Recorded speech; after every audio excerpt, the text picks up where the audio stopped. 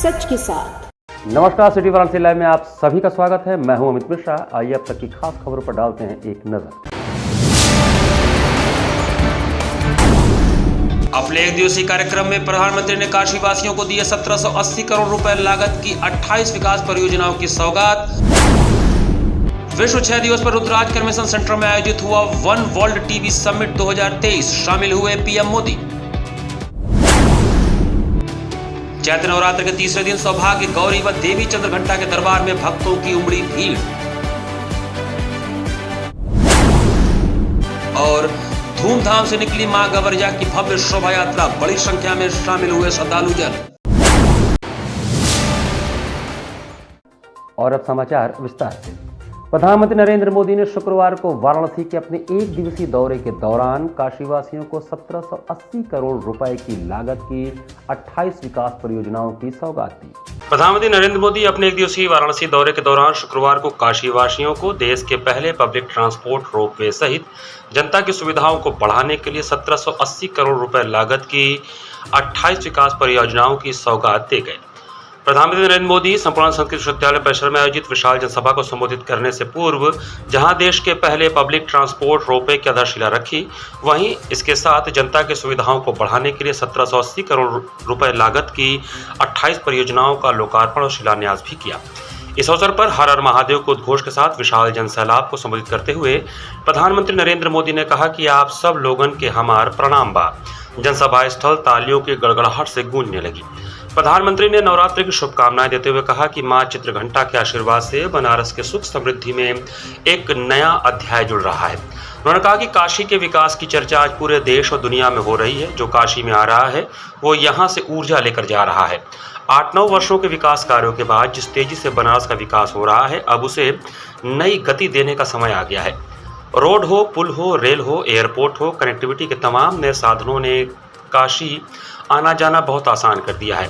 अब जो रोपवे यहाँ बन रहा है उससे काशी की सुविधा और आकर्षण बढ़ेगा। आज बनारस एयरपोर्ट में नए एटीसी टावर का लोकार्पण हुआ है। इससे एयर कनेक्टिविटी बढ़ेगी। प्रधानमंत्री ने कहा कि काशी में स्मार्ट सिटी मिशन के तहत जो काम हो रहे हैं उनसे भी सुविधाएं बढ़ेंगी और आने जाने के साधन बेहतर हो जाएंगे।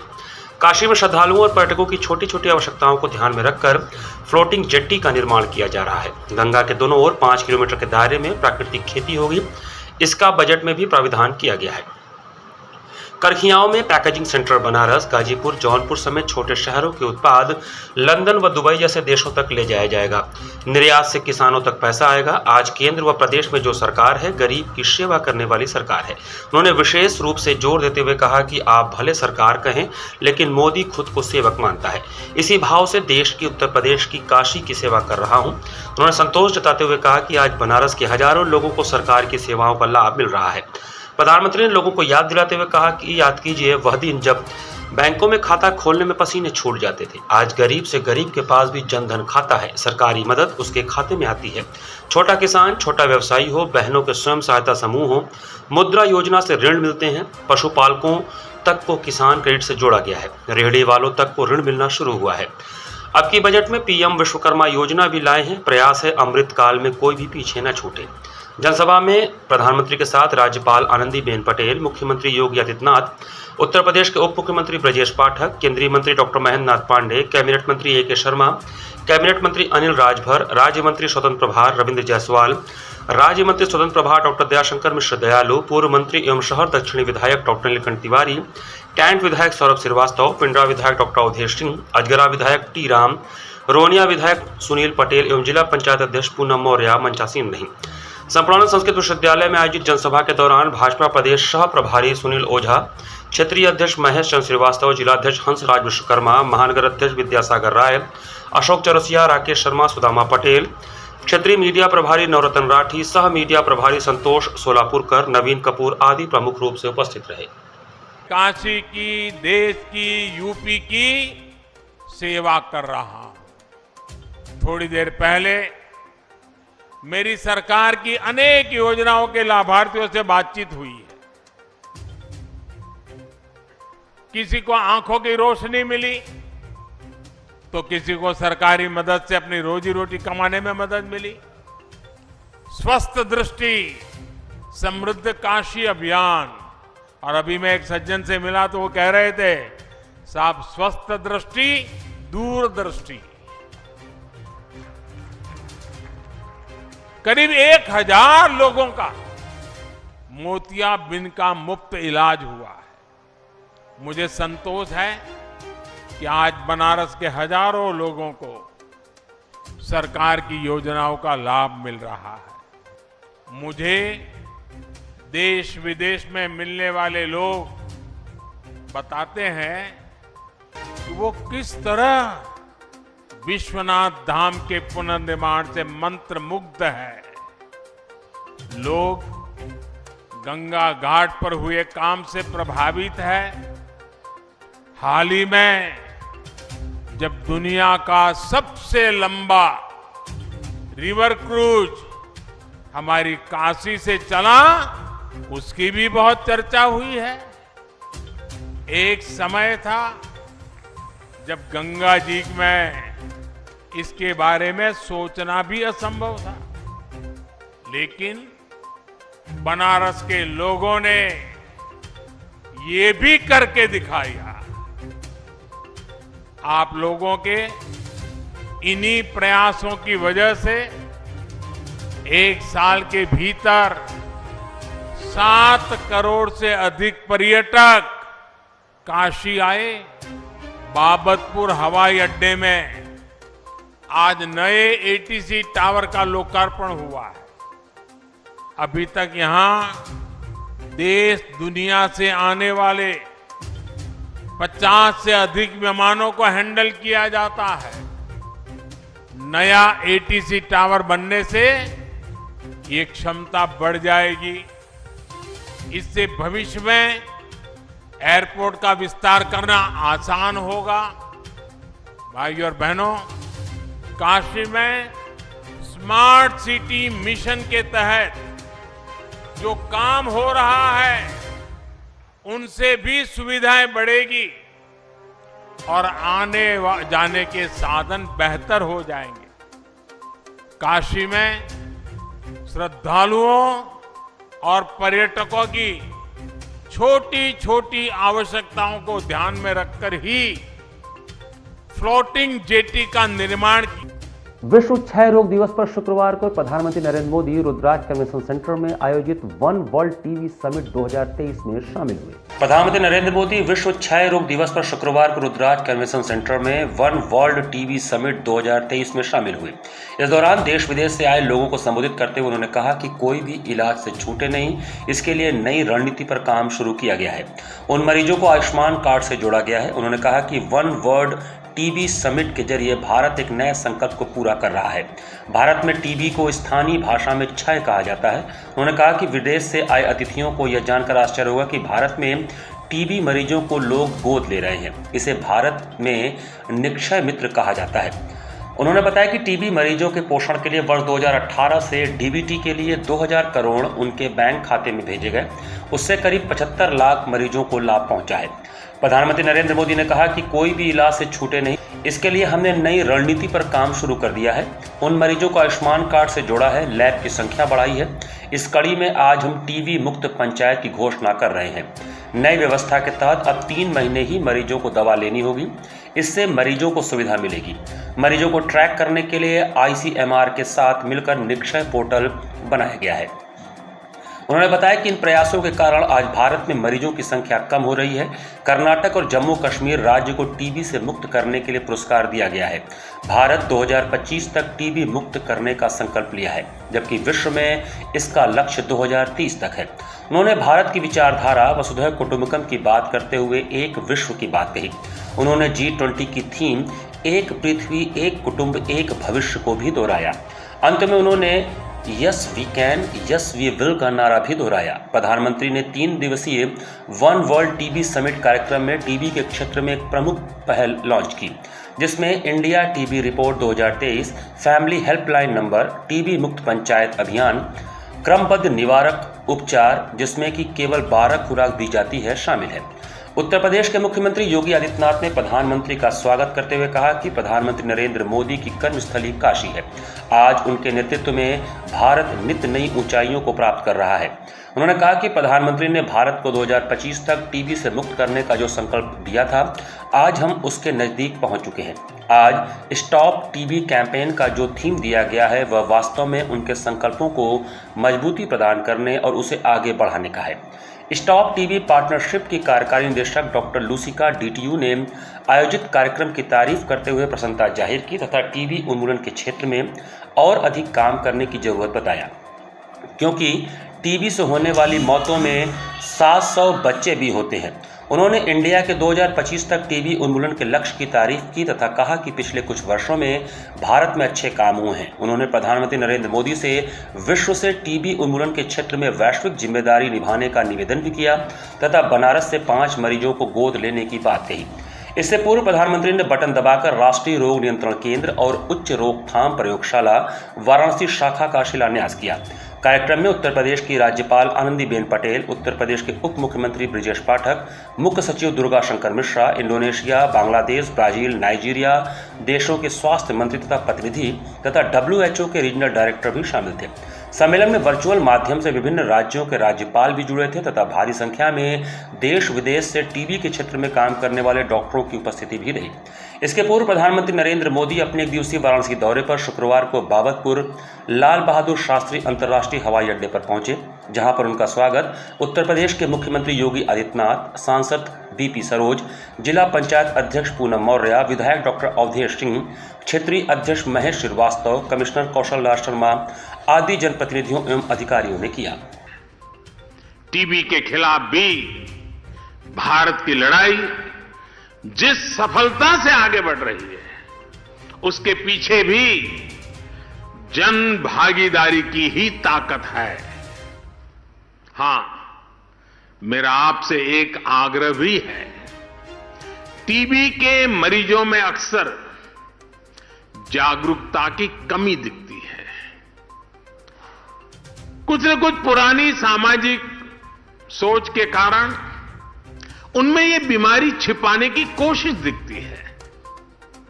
इसलिए हमें इन मरीजों को ज्यादा से ज्यादा जागरूक करने पर भी उतना ही ध्यान देना होगा।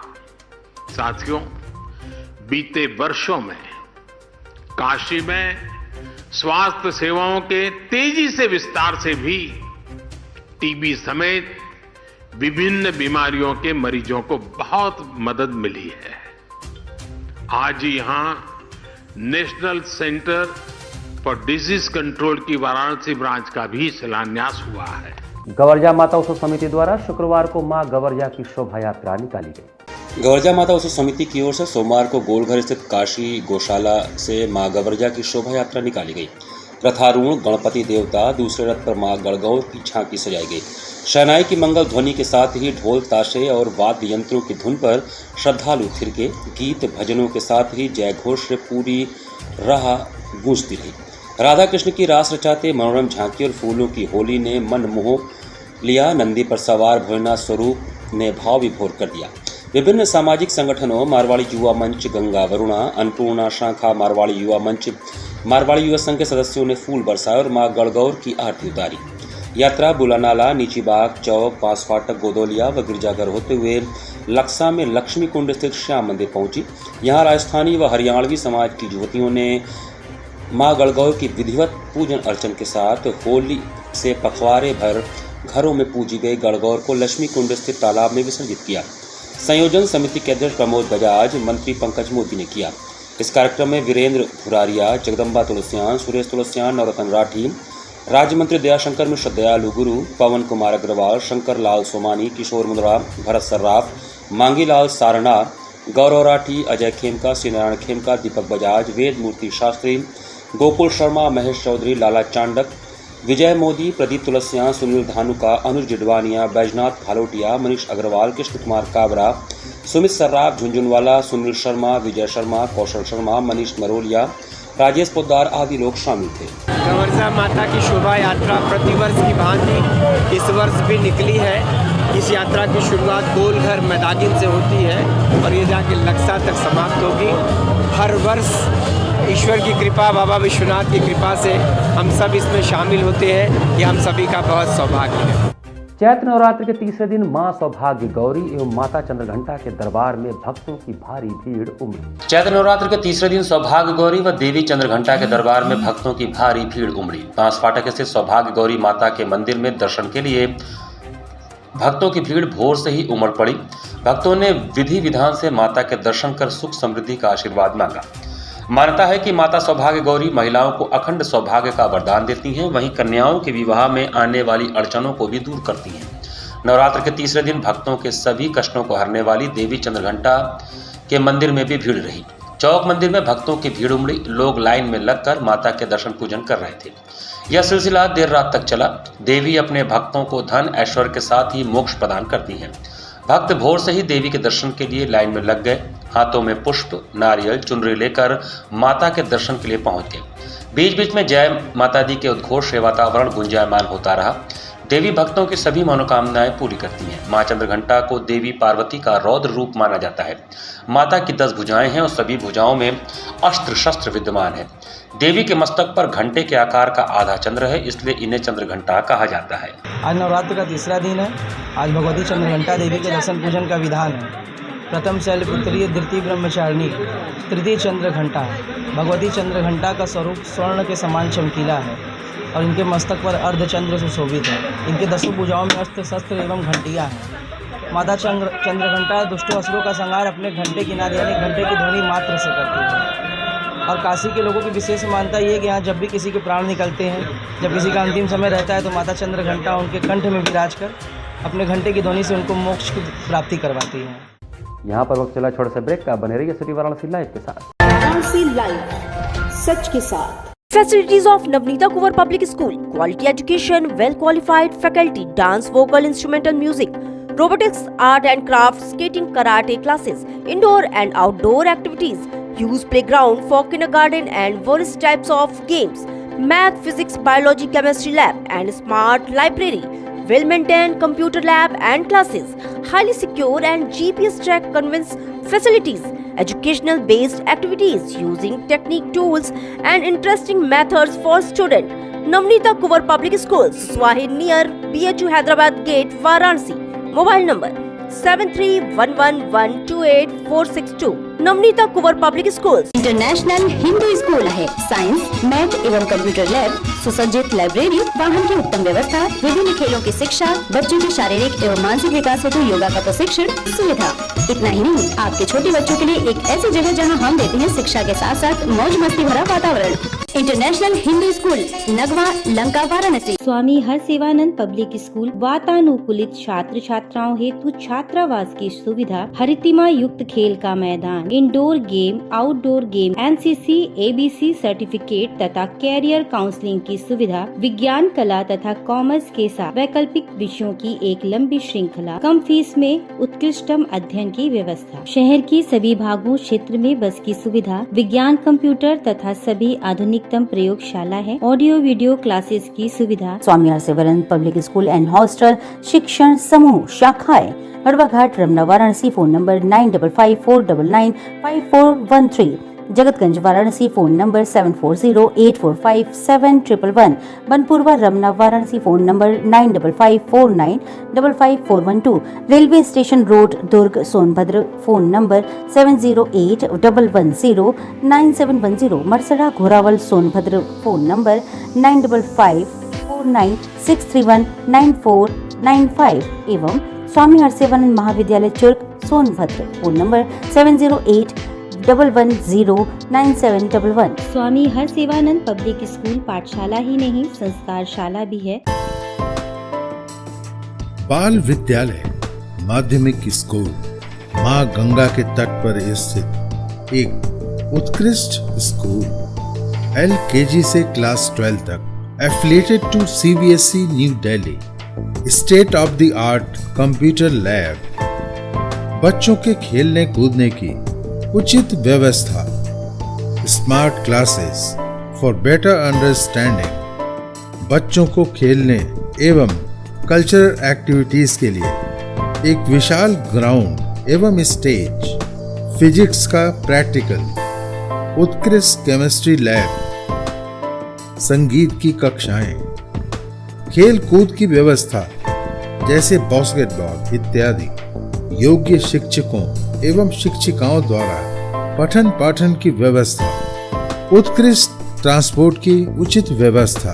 आज ही प्रवेश हेतु संपर्क करें बाल विद्यालय माध्यमिक स्कूल प्रहलाद घाट वाराणसी। मोबाइल 8009181568 एवं डुमरी पड़ाव वाराणसी। मोबाइल 8009181549। कोरोना वायरस ने देश में एक बार फिर से रफ्तार पकड़ ली है। ऐसे में जरूरी है कि सभी लोग पूरी एहतियात बरतें। घर से बाहर निकलते समय मास्क का सदैव प्रयोग करें। समय समय पर हाथों को सैनिटाइजर से सैनिटाइज करें। ज्यादा भीड़ भाड़ वाली जगहों में जाने से बचें। 2 गज की दूरी का पालन करें। स्वस्थ रहें, सुरक्षित रहें। जनहित में जारी वाराणसी लाइव। वाराणसी लाइव, सच के साथ। ब्रेक के बाद आपका स्वागत है। चोलापुर के अमरपट्टी गांव में चैत्र नवरात्र के द्वितीया पर कड़हा पूजन का आयोजन किया गया।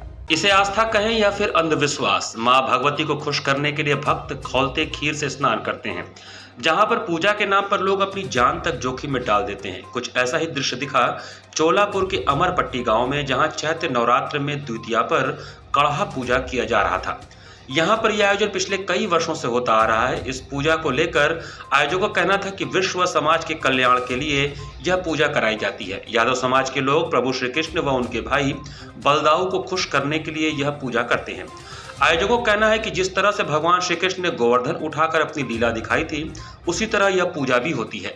आरती के साथ अनुष्ठान की शुरुआत की जाती है। मंदिर में चारों तरफ ढोल नगाड़े बजते रहते हैं।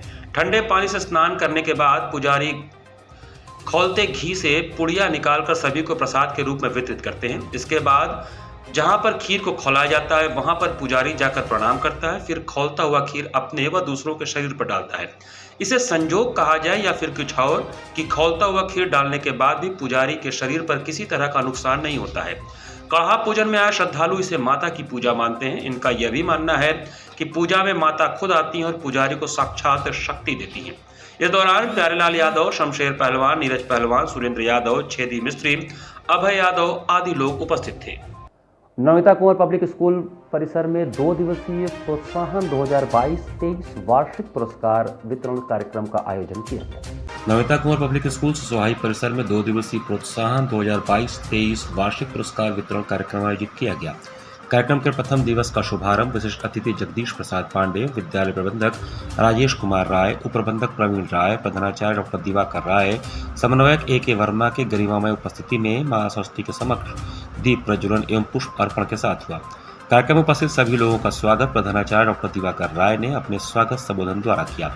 इस अवसर पर संगीत शिक्षिका गोपा गौतम ने गीत प्रस्तुत किया तथा सौम्या श्रुति ने सरस्वती वंदना नृत्य का प्रदर्शन किया। कार्यक्रम का मुख्य आकर्षण विद्यालय के सभी छात्र छात्राओं को विद्यालय में उनके उत्कृष्ट प्रदर्शन के लिए विभिन्न श्रेणियों में दिया जाने वाला पुरस्कार था, जिसमें सभी कक्षा में सर्वोच्च स्थान पाने वाले विद्यार्थी scholarship, topper, parents of the year, best calligraph, best artist of the skating, student of dance, best in dance, best in art of craft, karate and support का पुरस्कार तथा best parents of the year का पुरस्कार दिया गया।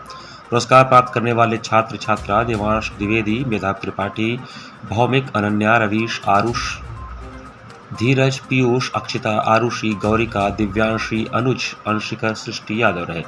इन सभी विद्यार्थियों को पुरस्कार शिक्षक आनंद तिवारी, रमेश शुक्ला, BL कुशवाहा, सर्वेश पटेल, महेंद्र विजय तथा शिक्षिका अंजू सिंह व वीणा सिंह द्वारा दिया गया।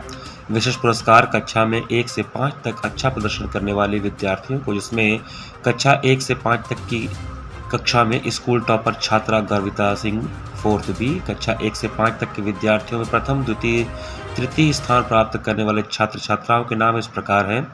कक्षा 1 से अयाना शर्मा प्रथम, शिवेश कुमार द्वितीय, आराध्या गुप्ता तृतीय, कक्षा 2 से सौम्या सिंह प्रथम, अनुष्का विश्वकर्मा द्वितीय, एंजल सिंह तृतीय, कक्षा 3 से कृष्णप्रिया सिंह प्रथम, हार्दिक पाल द्वितीय, स्वर्णा मौर्य तृतीय, कक्षा 4 से गर्विता भृगवंशी प्रथम, अक्षज मौर्य द्वितीय, सगुन सिंह तृतीय, कक्षा 5 से वैष्णवी प्रथम, वंशिका यादव द्वितीय तथा सृष्टि यादव तृतीय को समान स्वरूप पुरस्कार स्कूल प्रबंधक द्वारा दिया गया।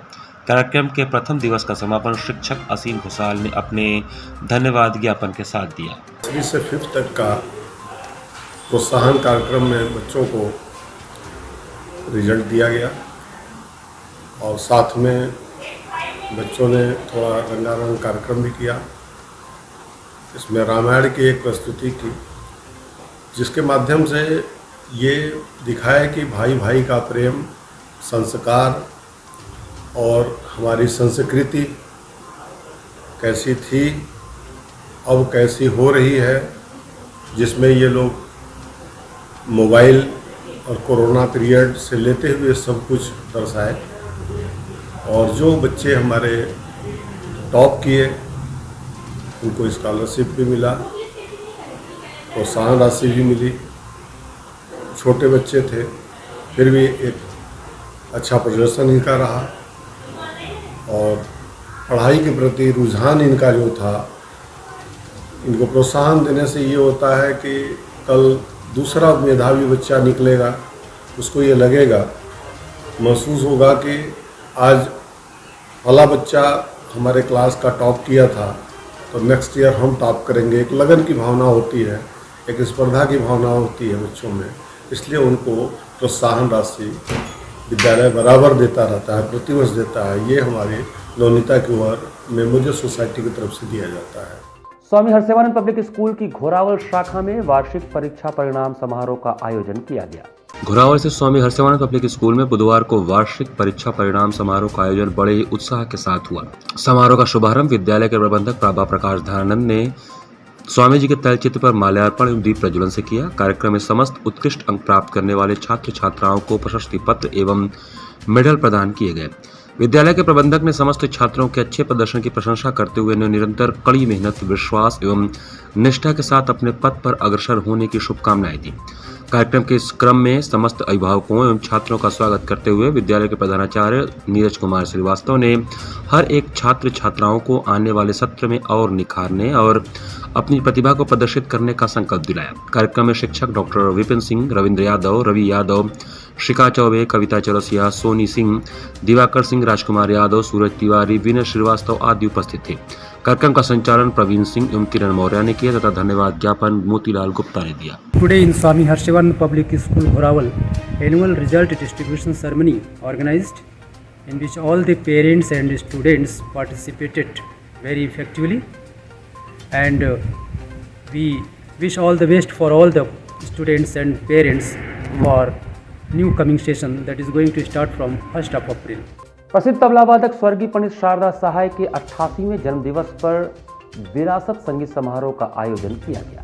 प्रसिद्ध तबला वादक स्वर्गीय पंडित शारदा सहाय के 88वें जन्मदिवस के अवसर पर 20 मार्च को पंडित राम सहाय संगीत फाउंडेशन द्वारा हनुमान प्रसाद पोद्दार अंध विद्यालय दुर्गाकुंड में विरासत संगीत समारोह का आयोजन किया गया। प्रथम कार्यक्रम के रूप में पुणे से पधारे तेजस उपाध्याय का वायलिन वादन हुआ। इनके साथ तबले पर भोपाल से आए अंशुल प्रताप सिंह ने संगत किया। द्वितीय कार्यक्रम मुंबई से पधारे ईशान घोष का एकल तबला वादन रहा। तृतीय कार्यक्रम में सौरव गौरव मिश्रा का युगल कथक नृत्य हुआ। संपूर्ण कार्यक्रम में रामकुमार मिश्रा, देवनारायण मिश्रा ने तबले पर, अनीश मिश्रा ने सारंगी पर, ध्रुवनाथ मिश्रा ने सितार पर तथा मोहित सैनी ने हारमोनियम पर कुशल संगत किया। कार्यक्रम का संचालन सौरभ चक्रवर्ती ने किया। इस अवसर पर संस्था के सदस्य राहुल मिश्रा, रोहित मिश्रा, आशीष मिश्रा, त्रिलोकीनाथ मिश्रा, कन्हैयालाल मिश्रा सहित तमाम संगीत प्रेमी मौजूद थे।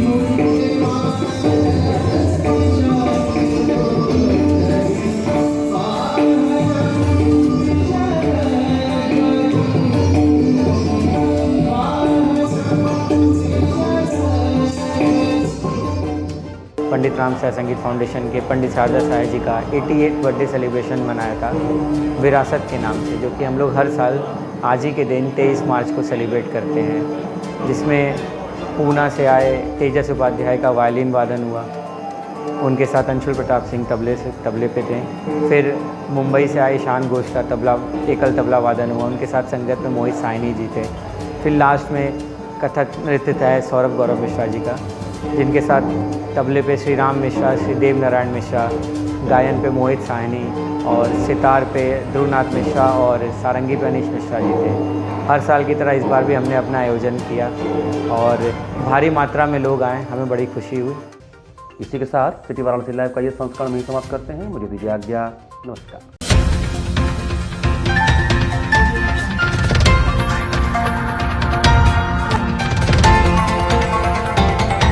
वाराणसी लाइव, सच के साथ।